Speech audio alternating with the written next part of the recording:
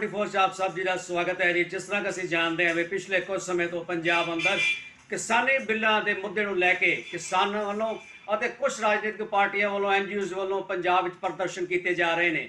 ਇਹ ਸਥਿਤੀ ਇਸ ਸਮੇਂ ਪੰਜਾਬ ਦੀ ਇਹ ਨਜ਼ਰ ਆ ਰਹੀ ਹੈ ਵੀ ਜਿਸ ਤਰ੍ਹਾਂ ਸਾਰੀਆਂ ਰਾਜਨੀਤਿਕ ਪਾਰਟੀਆਂ ਕਿਸਾਨਾਂ ਦੇ ਮੁੱਦੇ ਨੂੰ ਬਣਾ ਕੇ ਆਪਣਾ ਲਾਹਾ ਕੱਟ ਰਹੀਆਂ ਨੇ ਤੇ 2022 ਦੀ ਇਲੈਕਸ਼ਨ ਨੂੰ ਦੇਖ ਰਹੀਆਂ ਨੇ। ਇਸ ਸਮੇਂ ਇਹ ਵੀ ਦੇਖਣ ਵਿੱਚ ਨਜ਼ਰ ਆ ਰਿਹਾ ਹੈ ਵੀ ਕੁਝ ਸਿਆਸੀ ਪਾਰਟੀਆਂ ਦੇ ਨੁਮਾਇੰਦੇ ਆਪਣੀ जो एक बोल बाणी की मर्यादा है वह भी शायद खुंदे जा रहे हैं। इस संबंध में पिछले दिनी बीजेपी के एक मंत्री साहब वालों एक प्रेस कॉन्फ्रेंस की गई जिस विच एक जो भी एजिटेशन करने वाले लोगों को एक गुंडागर्दी करना अते नाल दी नाल ना समझ करना होना एक बयान दिते गए ने या डिसेंट करना ये हर एक राजनीतिक दल का अधिकार होता है। मैं कुछ गल करना डेमोक्रेसी तुहानू मेरी गल पसंद आती है, तुसी सहमति करना चाहते हो, तुसी उहदी ओपोजिशन करना चाहते हो, तुहाडा हक बनता है।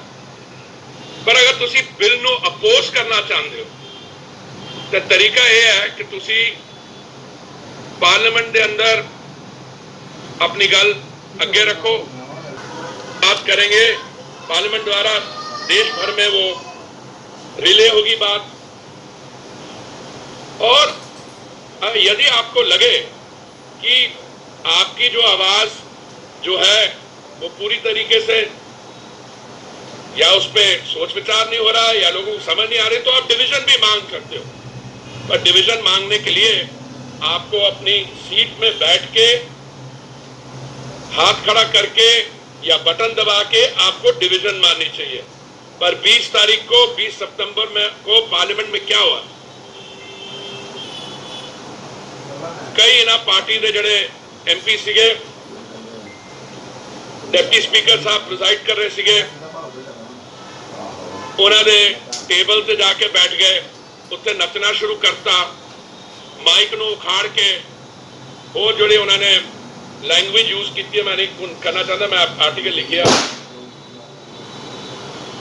ये पार्लियामेंट्री डेमोक्रेसी नहीं है, ये डिसेंट नहीं है, दिस इज पॉलिटिकल हुलिगनिज्म। डेमोक्रेसी का फायदा उठा के पॉलिटिकल हुलिगनिज्म हो रही है। मैं समझ लगा फार्मर का जो पोटेंशियल है पंजाब का हरियाणे का, असी सिर्फ इंडिया नू नहीं असी दुनिया भर नू फीड कर सकते हैं। बट ये वास्ते जिहड़ी नीतियां है policies must liberate the farmer. ते पहली बारी मोदी जी ने यह अटेम्प्ट किया जो पिछले डेकेड लोग करना नहीं कर रहे। क्यों नहीं कर रहे? क्योंकि ऐसा वेस्टेड इंटरेस्ट बन गया है कि वो चाहते हैं, ये तो बड़ी कन्वीनियंट अरेंजमेंट है। मैं तो समझना कमीशन एजेंट्स का भी ये फायदा होएगा, तो we can explain that to you. जेडे जेन्युइन फार्मर्स है, अच्छा मेरी क्योंकि मैं पैदा होने के बाद मेरी पढ़ाई जरा दिल्ली इतों पंजाब तो बाहर हुई है, पर मैं समझना जिन्नी मैनू जानकारी है कि कोई मेहनती किसान अपने ट्रैक्टर नू जलाता नहीं है। ये मेरी पर्सनल अंडरस्टैंडिंग। ये दिल्ली के राजपथ से जाके ये कांग्रेसिया ने जो ट्रैक्टर नो उतार के जलाया है, मैं नहीं मनु नू तैयार के ये साडे किसान भरा दे, ये गुंडागर्दी है। शायद उन्होंने अनुसार जो एक प्रतख प्रमाण पेश करना मंतव्य ये सी भी शायद आम किसानों को इस बिल की एक अहमियत समझ नहीं आ रही और जोड़े पोलिटिकल लीडर्स ने इन्होंने गुमराह कर रहे हैं। इस मुद्दे तो बाद कुछ एक साडे मानयोग MP कांग्रेस जोड़े रणदीप बिट्टू जी ने उन्होंने वालों एक सोशल मीडिया पर वीडियो वायरल की गई जिस ते उन्होंने वालों जो भी एक लफ्ज़ एक सीनियर बीजेपी लीडर के संबंध में बोले गए, असी समझते हैं भी वो मर्यादा एक MP साहब नूं शो। देखो अज समझदा एडा बड़ा दुख होया ते इत्थों पता लगदा भी बीजेपी जिहड़ी सरकार आ वो किन्नी साडे पंजाब किसानां मजदूरां ते आड़तीआं नाल उहदे मन दे विच की है, इत्थों पता लगदा। अज वो मंत्री पंजाब दे विच चंडीगढ़ च भेजिया खेती दे बिल दी गल करन लई, तीनों ऑर्डीनेंस जिहड़े बिल बने आ उहदी गल करन लई ਪੁਰੀ ਸਾਹਿਬ, ਜਿਨ੍ਹਾਂ ਦਾ ਨਾਮ ਪੁਰੀ ਸਾਹਿਬ, ਜਿਨ੍ਹਾਂ ਨੂੰ ਪਹਿਲਾਂ ਅੰਮ੍ਰਿਤਸਰ ਤੋਂ ਪੰਜਾਬ ਦੇ ਲੋਕਾਂ ਨੇ ਰਿਜੈਕਟ ਕਰਕੇ ਭੇਜਿਆ, ਤੇ ਅੱਜ ਉਹ ਬੰਦਾ ਵੱਡੇ ਨੇ, ਸਤਿਕਾਰਯੋਗ ਨੇ, ਉਹਨਾਂ ਨੂੰ ਨਾ ਕਦੇ ਖੇਤੀ ਦਾ ਪਤਾ, ਨਾ ਉਹਨਾਂ ਨੂੰ ਕਿਸਾਨੀ ਦਾ ਪਤਾ, ਨਾ ਉਹਨੂੰ ਆੜਤੀ, ਨਾ ਉਹਨੂੰ ਮਜ਼ਦੂਰ ਦਾ ਪਤਾ। ਫੋਰਨ ਸਰਵਿਸ 'ਚ ਰਹੇ ਨੇ ਉਹ, ਤਾਂ ਕਦੇ ਪੰਜਾਬ 'ਚ, ਉਹਨਾਂ ਨੇ ਆਪ ਅੱਜ ਬੋਲਦੇ ਕਿਹਾ ਵੀ ਮੈਂ ਤਾਂ ਕਦੇ ਪੰਜਾਬ 'ਚ ਆਇਆ ਨਹੀਂ, ਪੰਜਾਬੀ ਮੈਨੂੰ ਬੋਲਣੀ ਨਹੀਂ ਆਉਂਦੀ। ਤੇ ਉਹਨੂੰ ਭੇਜ ਕੇ ਉਹ ਕਹਿ ਕੀ ਰਿਹਾ? ਮੈਂ ਤੁਹਾਨੂੰ ਜਿਹੜੇ ਇੰਗਲਿਸ਼ ਦੇ ਵਰਡ ਉਹਨੇ ਯੂਜ਼ ਕੀਤੇ ਆ, ਉਹਨੇ ਇੱਕ ਗੱਲ ਕਹੀ ਵੀ ਇਹ ਜਿਹੜੇ ਵੀ ਕਿਸਾਨ ਮਜ਼ਦੂਰ ਐਜੀਟੇਸ਼ਨ ਕਰ ਰਹੇ ਆ ਇਹ ਗੁੰਡੇ ਨੇ। ਹੁਣ ਮੈਨੂੰ ਦੱਸੇ ਪੁਰੀ ਸਾਹਿਬ ਤੇ ਉਹਨਾਂ ਦੀ ਸਰਕਾਰ, ਬੀਜੇਪੀ ਦੇ ਜਿਹੜੇ ਪ੍ਰਧਾਨ ਨਾਲ ਬੈਠੇ ਸੀ, ਮੇਰੇ ਸਤਿਕਾਰਯੋਗ ਸੋਮ ਪ੍ਰਕਾਸ਼ ਜੀ, ਉਹਨਾਂ ਨੇ ਵੀ ਮਾਸਕ ਨਹੀਂ ਲਾਇਆ ਮੂੰਹ ਜਦੋਂ ਇਹ ਬੋਲ ਰਹੇ ਸੀ। ਕਿਉਂ? ਕਿਉਂਕਿ ਉਹ ਜਿਹੜਾ ਕਿਸਾਨ ਜਥੇਬੰਦੀਆਂ, ਸਾਰੇ ਗੀਤਕਾਰ, ਸਿੰਗਰ, ਕਾਮੇ, ਲਿਖਾਰੀ, ਹਰ ਬੰਦਾ ਜਿਹੜਾ ਪਿਛਲੇ 18 ਤਰੀਕ ਤੋਂ, ਕਿ ਉਦੋਂ ਪਹਿਲਾਂ ਹੀ ਮਹੀਨੇ ਦਾ ਉਹਨਾਂ ਨੂੰ ਪਤਾ ਸੀ ਜਦੋਂ ਪਾਰਲੀਮੈਂਟ ਆਉਣਾ, ਬਿੱਲ ਆਉਣਾ, ਉਹ ਸੜਕਾਂ ਤੇ ਬੈਠੇ ਨੇ, ਧੁੱਪੇ ਤਿਹਾਏ ਬੈਠੇ ਨੇ, ਤੇ ਉਹਨਾਂ ਨੂੰ ਇਹਨੇ ਵਰਡ ਯੂਜ਼ ਕੀਤਾ ਵੀ ਉਹ ਗੁੰਡੇ ਨੇ। ਸ਼ਰਮ ਆਉਣੀ ਚਾਹੀਦੀ ਹੈ ਮੰਤਰੀ ਸਾਹਿਬ। ਮੈਂ ਸਮਝਦਾ ਇੱਕ ਪੱਗ ਵਾਲੇ ਸਰਦਾਰ ਹੋ ਤੁਸੀਂ ਇਹ ਕਹਿ ਰਹੇ ਹੋ ਗੁੰਡੇ। ਦੂਜੀ ਗੱਲ, ਉਹਨਾਂ ਨੂੰ ਡਰਾਮਾ ਕਰ ਰਹੇ ਹੋ ਤੁਸੀਂ। ਵੜ ਕੇ ਤਾਂ ਦਿਖਾਓ ਬੀਜੇਪੀ ਵਾਲੇ ਕਿਸੇ ਪੰਜਾਬ 'ਚ, ਜਿਹੜੇ ਤੁਸੀਂ ਨਵੇਂ ਅਹੁਦੇਦਾਰ ਬਣਾਏ ਨੇ, ਅੱਜ ਉਹਨਾਂ ਦਾ ਹਾਲ ਕੀ ਹੋ ਰਿਹਾ। ਜੇ ਹਿੰਮਤ ਸੀ ਪੁਰੀ ਸਾਹਿਬ, ਮਾੜਾ ਜਿਹਾ 5 ਕਿਲੋਮੀਟਰ ਪਰੇ ਪੰਜਾਬ ਸ਼ੁਰੂ ਹੁੰਦਾ ਏ, ਉੱਥੇ ਵੜ ਕੇ ਦਿਖਾਉਂਦੇ ਤਾਂ, ਜਾਂ ਵੜ ਕੇ ਦਿਖਾਓ ਤਾਂ। ਇਹ ਜਿਹੜੇ ਮੰਤਰੀ ਭੇਜ ਰਹੇ ਆ ਮੋਦੀ ਸਾਹਿਬ, ਜਿਹੜੇ ਫਲਾਈਟ ਲੈ ਕੇ ਚੰਡੀਗੜ੍ਹ ਆਏ ਆ, ਜੇ ਇਹਨਾਂ ਦੇ ਮੂਹਰੇ ਬੱਚੀ ਤੇ ਕੱਟੀ ਖੜੀ ਕਰ ਦਈਏ, ਇਹਨਾਂ ਨੂੰ ਇਹ ਨਹੀਂ ਪਤਾ ਲੱਗਣਾ ਵੀ ਕਿਹੜੀ ਕਿਹੜੀ ਆ। ਜੇ ਕੱਟਾ ਤੇ ਬੱਚਾ ਖੜਾ ਕਰ ਦਈਏ, ਇਹ ਪਛਾਣ ਕੇ ਦੱਸ ਦੇਣ ਵੀ ਇਹ ਕਿਹਦੇ ਨੇ। ਇਹ ਉਹ ਮੰਤਰੀ ਨੇ ਜਿਨ੍ਹਾਂ ਨੂੰ ਕਿਸੇ ਚੀਜ਼ ਦਾ ਪਤਾ ਹੀ ਨਹੀਂ। ਵੀ ਉਹ ਮੈਂਬਰ ਪਾਰਲੀਮੈਂਟਸ ਜਿਨ੍ਹਾਂ ਦੇ ਮੋਢਿਆਂ ਦੇ ਦੇਸ਼ ਦੀ ਇੱਕ ਜਨਤਾ ਦੇ ਨੁਮਾਇੰਦੇ ਹੋਣ ਦਾ ਭਾਰ ਹੈ, ਪਰ ਜਦੋਂ ਉਹ ਆਪਣੇ ਵਿਅਕਤੀਗਤ ਲੜਾਈ ਨੂੰ ਸਾਹਮਣੇ ਲੈ ਕੇ ਆਉਂਦੇ ਨੇ, ਆਪਣੀ ਪਾਰਟੀ ਦਾ ਪ੍ਰਮਾਣ ਦੇਣ ਲਈ ਦੂਜੇ ਲੀਡਰ ਨੂੰ ਨੀਵਾਂ ਵਿਖਾਉਣ ਦੀ ਕੋਸ਼ਿਸ਼ ਕਰਦੇ ਨੇ, ਸ਼ਾਇਦ ਕਿਤੇ ਨਾ ਕਿਤੇ ਉਹ ਆਪਣਾ ਕਿਰਦਾਰ ਖੁਦ ਹੀ ਸਾਬਤ ਕਰ ਦਿੰਦੇ ਨੇ। ਤੇ ਨਾਲ ਦੀ ਨਾਲ ਇਸ ਸਾਰੇ ਮਾਮਲੇ ਵਿੱਚ ਬੀਜੇਪੀ ਕਾਰਜਕਰਤਾ ਜਾਂ ਬੀਜੇਪੀ ਵਰਕਰਸ ਜਾਂ ਨੁਮਾਇੰਦਿਆਂ ਦੇ ਕੀ ਵਿਚਾਰ ਨੇ, ਅਖੀਰ ਤੁਹਾਨੂੰ ਉਹ ਵੀ ਅਸੀਂ ਸੁਣਾਵਾਂਗੇ। ਭਾਰਤੀ ਜਨਤਾ ਪਾਰਟੀ ਦਾ ਕਾਰਜਕਰਤਾ ਹਮੇਸ਼ਾ ਮਰਿਆਦਿਤ ਕਾਰਜਕਰਤਾ ਰਿਹਾ। ਤੁਸੀਂ ਉਹਨਾਂ ਦੀ ਬਾਈਟ ਦੇਖੀ ਹੋਊਗੀ ਰਵਨੀਤ ਬਿੱਟੂ ਜੀ ਨੇ। ਇੱਕ ਪਾਸੇ ਤਾਂ ਉਹ ਕਹਿ ਰਹੇ ਆ ਕਿ ਮੇਰੇ ਵੱਡੇ ਸਤਿਕਾਰਯੋਗ ਆ, ਮੇਰੇ ਵੱਡੇ ਆ, ਔਰ ਦੂਸਰੇ ਪਾਸੇ ਆਪਣੀ ਬਾਈਟ ਦੇ ਵਿੱਚ ਆਪਣੀ ਕਾਰ 'ਚ ਬੈਠੇ ਹੋਏ ਉਹ ਸ਼ਬਦਾਵਲੀ ਤੂੰ ਵਾਲੀ ਵਰਤ ਰਹੇ ਆ। ਤਾਂ ਚਲੋ ਇਹ ਮੁੱਦਾ ਮੈਂ ਨਹੀਂ ਬਣਾਉਣਾ, ਕਿਉਂਕਿ ਇਹ ਮੁੱਦਾ ਨਹੀਂ ਹੁੰਦਾ, ਕਿਉਂਕਿ ਕਈ ਵਾਰੀ ਭਾਵੁਕ ਹੋ ਕੇ ਬੰਦਾ ਕਈ ਗੱਲਾਂ ਕਰ ਜਾਂਦਾ ਵਾ। ਪਰ ਫਿਰ ਵੀ ਇੱਕ ਸਤਿਕਾਰਯੋਗ ਆਦਮੀ ਨੂੰ, ਇੱਕ ਦੇਸ਼ ਦੇ ਮੰਤਰੀ ਆ, ਉਡਾਨ ਮੰਤਰੀ ਆ, ਔਰ ਕਈ ਉਹਦੇ ਮਤਲਬ ਵੱਡੀਆਂ ਜਿਹੜੀਆਂ ਪਿਛਲੀ 35 ਸਾਲ ਦੇ ਵਿੱਚ ਉਹਨਾਂ ਨੇ ਆਪਣੀਆਂ IFS ਇੰਡੀਅਨ ਫੋਰਨ ਸਰਵਿਸ ਵਿੱਚ ਯੂਨਾਈਟਿਡ ਨੇਸ਼ਨਸ ਨੂੰ ਰਿਪਰੈਜ਼ੈਂਟ ਕੀਤਾ ਵਾ ਹਿੰਦੁਸਤਾਨ ਦੇ ਵਿੱਚ, ਉਹਨਾਂ ਲਈ ਇਹ ਕਿਹਾ ਜਾਵੇ ਕਿ ਇਹਨਾਂ ਨੂੰ ਸਮਝ ਨਹੀਂ ਹੈਗੀ, ਇਹਨਾਂ ਨੂੰ ਇਹਦੇ ਬਾਰੇ ਕੋਈ ਨੌਲੇਜ ਨਹੀਂ ਹੈਗੀ, ਖੇਤੀਬਾੜੀ ਬਾਰੇ, ਕਿਸਾਨ ਬਾਰੇ, ਤਾਂ ਇਹ ਬੜਾ ਹੀ ਦੁਖਦਾਈ ਗੱਲਾਂ ਵਾ ਕਿ ਜਿਹੜਾ ਬੰਦਾ ਇੱਕ ਮੋਸਟ ਲਰਨਡ ਬੰਦਾ ਹੋਵੇ, 1970s ਦੇ ਵਿੱਚ ਉਹ ਬੰਦਾ 50ਵੇਂ ਰੈਂਕ 'ਚ ਆਇਆ ਹੋਵੇ, ਤਾਂ ਇਹ ਅੱਜ ਦੀ ਪੜ੍ਹਾਈ ਨਹੀਂ, ਉਹ 70 ਸਾਲ ਦੇ ਵਿੱਚ ਉਹਨਾਂ ਨੇ ਜਦੋਂ ਸਟੱਡੀ ਕੀਤੀ ਸੀ, ਤਾਂ ਕਿਆ ਉਹਨਾਂ ਨੂੰ ਇਹ ਖੇਤੀ ਬਾਰੇ ਜਾਂ ਖੇਤੀਬਾੜੀ ਬਾਰੇ ਉਹਨਾਂ ਨੂੰ ਨੌਲੇਜ ਨਹੀਂ ਹੋਏਗੀ। ਤਾਂ ਬੜਾ ਹੀ ਹਾਸਿਆ ਵਾਲੀ ਗੱਲ ਆ ਕਿ ਉਹਨਾਂ 'ਤੇ ਪ੍ਰਸ਼ਨ ਚਿੰਨ੍ਹ ਲਗਾ ਰਹੇ ਆ। ਤਾਂ ਮੈਂ ਚਾਹੂੰਗਾ ਕਿ ਅਗਰ ਰਵਨੀਤ ਬਿੱਟੂ ਜੀ ਨੂੰ ਥੋੜ੍ਹੀ ਜਿਹੀ ਡਿਬੇਟ ਚਾਹੁੰਦੇ ਆ ਤਾਂ ਉਹ ਸਾਹਮਣੇ, ਕਿਉਂਕਿ ਉਹਨਾਂ ਦੇ ਸਾਥੀ ਆ, ਉਹ ਵੀ MP ਆ, ਤਾਂ ਉੱਥੇ ਡਿਬੇਟ ਕਰ ਲੈਣ। ਜਿਹੜਾ ਇਹ ਭਰਮਜਾਲ ਵਸਾਇਆ ਜਾ ਰਿਹਾ ਵਾ, ਤਾਂ ਉਹਨਾਂ ਡਿਬੇਟ ਕਰ ਲੈਣ। ਸਰ, ਤੁਸੀਂ ਕੀ ਸਮਝਦੇ ਹੋ ਵੀ ਇਸ ਸਮੇਂ, ਚਲੋ ਅਸੀਂ ਮੰਨਦੇ ਹਾਂ ਵੀ ਇੱਕ ਕਿਸਾਨ ਨਾਲ ਜੁੜਿਆ ਹੋਇਆ ਮੁੱਦਾ ਹੈ, ਤੇ ਜੋ ਪ੍ਰੈਜ਼ੈਂਟ ਸਮੇਂ ਦੇ ਵਿੱਚ ਪੋਲੀਟੀਕਲ ਪਾਰਟੀਆਂ ਆ ਗਈਆਂ ਨੇ ਜਾਂ ਹੋਰ ਸੈਲੀਬ੍ਰਿਟੀਜ਼ ਇਹਦੇ 'ਚ ਐਂਟਰ ਹੋ ਚੁੱਕੀਆਂ ਨੇ, ਚਾਹੇ ਪੰਜਾਬੀ ਸਿੰਗਰਸ ਹੋਣ, ਕਿ ਉਹ ਆਪਣਾ ਇੱਕ ਜਾਤੀ ਮਫਾਦ ਹੈ ਤੁਸੀਂ ਸਮਝਦੇ ਹੋ ਉਹਨਾਂ ਦਾ, ਕਿਸੇ ਵੀ ਪਾਰਟੀ ਦਾ ਮੈਂ ਕਹਾਂਗਾ ਜਿਹੜੀ ਇੱਕ ਬੀਜੇਪੀ ਨੂੰ ਅਪੋਜ਼ ਕਰ ਰਹੀ ਹੈ ਇਸ ਸਮੇਂ, ਕਿਉਂਕਿ ਬੀਜੇਪੀ ਇੱਕ ਇਸ ਸਮੇਂ ਉਹ ਪਾਰਟੀ ਹੈ ਦੇਸ਼ 'ਤੇ ਰਾਜ ਤਾਂ ਕਰ ਰਹੀ ਹੈ, ਪਰ ਇਸ ਸਮੇਂ ਸਟੇਟ ਲੈਵਲ 'ਤੇ ਪੰਜਾਬ ਦੇ ਵਿੱਚ ਉਹਨੂੰ ਅਪੋਜ਼ ਕੀਤਾ ਜਾ ਰਿਹਾ ਹੈ ਉਹਨਾਂ ਪਾਰਟੀਆਂ ਵੱਲੋਂ ਵੀ ਜਿਹੜੀਆਂ ਉਹਨਾਂ ਦੇ ਭਾਈਵਾਲ ਪਾਰਟੀਆਂ ਸੀਗੀਆਂ।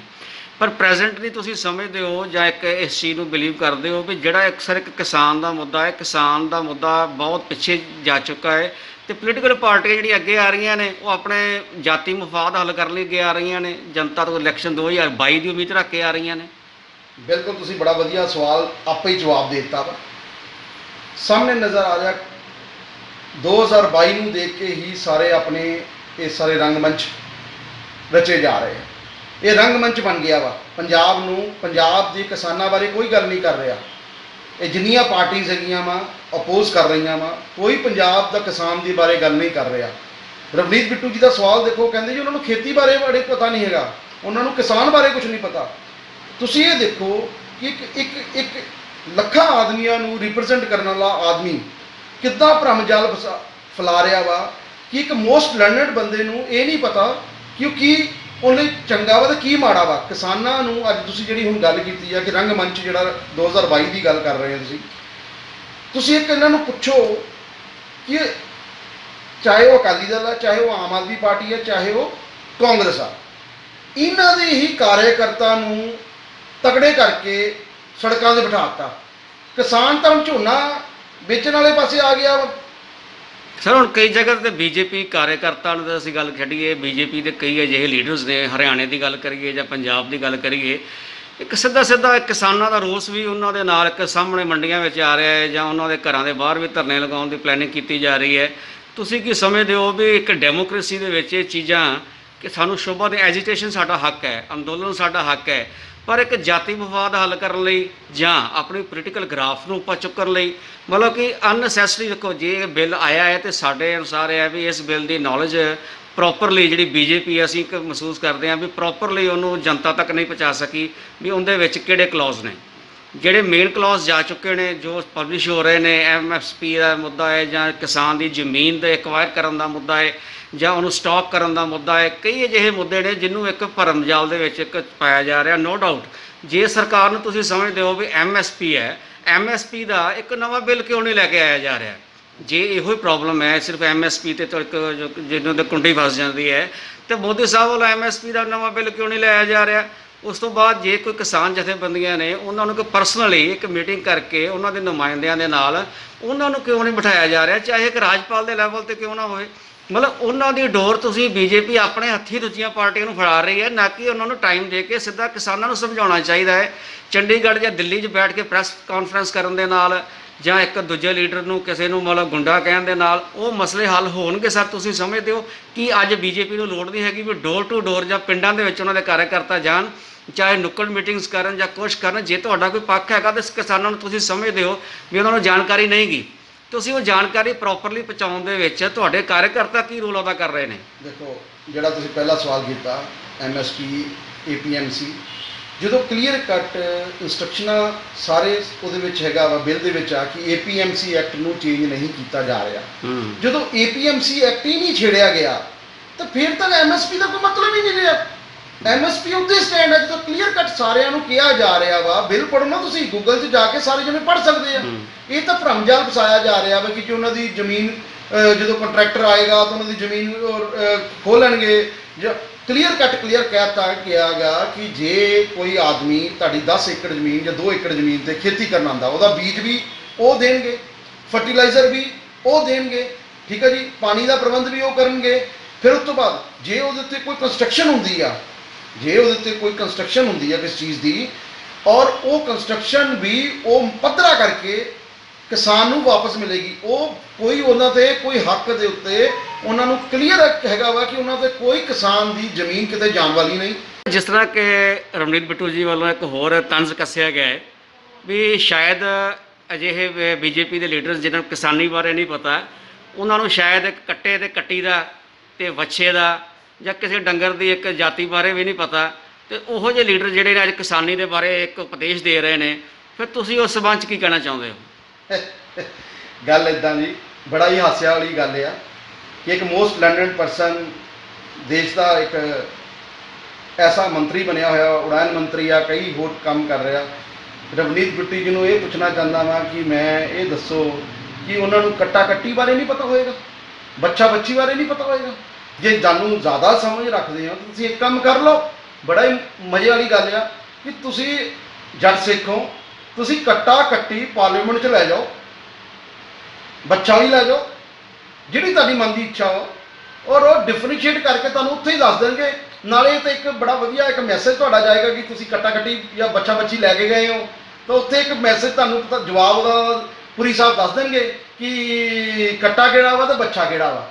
ਇਹ ਕਿਆ ਸਵਾਲ ਹੈ, ਕਿਆ ਮੈਂਬਰ ਆਫ ਪਾਰਲੀਮੈਂਟ ਨੂੰ ਇਹ ਸਵਾਲ ਦਾ ਜਵਾਬ ਜਾਂ ਸਵਾਲ ਇਹ ਕਰਦੇ ਸ਼ੋਭਾ ਲੱਗਦਾ ਵਾ? ਪਲੀਜ਼ ਆਪਾਂ ਬਹੁਤ ਅੱਛੀ ਪੋਜੀਸ਼ਨ ਤੇ ਆ, ਅੱਛੇ ਪਰਿਵਾਰ ਚੋਂ ਆ, ਤਾਂ ਆਪਾਂ ਇਦਾਂ ਦੇ ਤੰਜ ਨਾ ਕਸੀਏ ਕਿ ਜਿਹਦੇ ਵਿੱਚ ਨਾ ਲੋਕੀ ਹੱਸਣ ਤੁਹਾਡੇ ਤੇ। ਇਹ ਬਹੁਤ ਇੱਕ ਮਾੜਾ ਤੰਜ ਆ। ਮੈਂ ਇਹ ਜ਼ਰੂਰ ਕਹੂੰਗਾ ਕਿ ਅੱਗੇ ਤੋਂ ਬਿੱਟੂ ਜੀ ਪਲੀਜ਼ ਇੱਕ ਐਸੇ ਆਦਮੀ ਤੇ ਇਦਾਂ ਦਾ ਸਵਾਲ ਕਰ ਰਹੇ ਹੋ ਜਿਹੜੀ ਸਾਰੀ ਦੁਨੀਆ ਜਾਣਦਾ, ਜਿਹੜਾ ਸਾਰੀ ਦੁਨੀਆ ਨੂੰ ਪੜ੍ਹਿਆ ਵਾ ਔਰ IFS ਕੀਤੀ ਆ ਉਸ ਸੰਨ ਦੇ ਵਿੱਚ, ਜਿਸ ਜ਼ਮਾਨੇ ਦੇ ਵਿੱਚ ਸਭ ਤੋਂ ਵੱਡੀ ਪੜ੍ਹਾਈ ਆ, ਔਰ ਉਸ ਪੜ੍ਹਾਈ ਵਾਲੇ ਨੂੰ ਤੁਸੀਂ ਸਵਾਲ ਕਰ ਰਹੇ ਹੋ। ਤਾਂ ਪਲੀਜ਼ ਮੈਂ ਇਹ ਕਹੂੰਗਾ ਤਾਂ ਕੱਟਾ ਕੱਟੀ ਬੱਚਾ ਬੱਚੀ ਇਹ ਲੈ ਕੇ ਜ਼ਰੂਰ ਜਾਈਓ ਪਾਰਲੀਮੈਂਟ ਦੇ ਵਿੱਚ, ਤਾਂ ਨਾਲੇ ਮਜ਼ਾ ਆਏਗਾ।